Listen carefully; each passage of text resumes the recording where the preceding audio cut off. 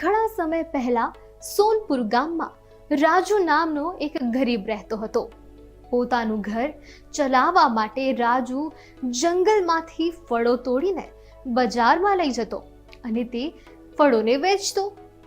રાજુને બજારમાં ગમે તેટલા પૈસા મળતા તે પૂરી ઈમાનદારીથી પોતાનું ઘર ચલાવતો.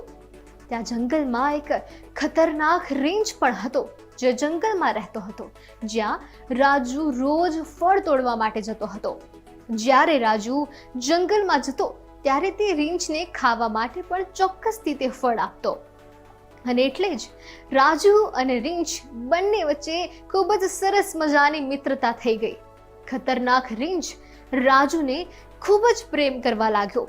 અહીં એક તરફ તેમની મિત્રતા વધતી જતી હતી તો બીજી તરફ ધીમે ધીમે ઉનાળાની ઋતુ પણ વધવા લાગી હતી. જંગલમાં ઉનાળાના દિવસોમાં ઝાડમાંથી ફળો ઓછા થવા લાગે છે અને હવે રાજુને ખોરાક અને પૈસા આમ બંને વસ્તુની અછત થવા લાગી હતી. અને જેના કારણે રાજુ માટે રીંછ માટે પણ ખોરાક મેળવવો ખૂબ જ મુશ્કેલ બની ગયો હતો. એક દિવસ રાજુએ ખતરનાક રીંછને કહ્યું કે હવે હું તને ખોરાક માટે કંઈ નહીં આપી શકું. હવે જંગલમાં કોઈ ફળ જ નથી અને હું મારા પરિવારનું પણ યોગ્ય રીતે ભરણ પોષણ નથી કરી શકતો. રાજુની આ વાત સાંભળી રીંછે હસતા હસતા કહ્યું, ઠીક છે, કંઈ વાંધો નહીં.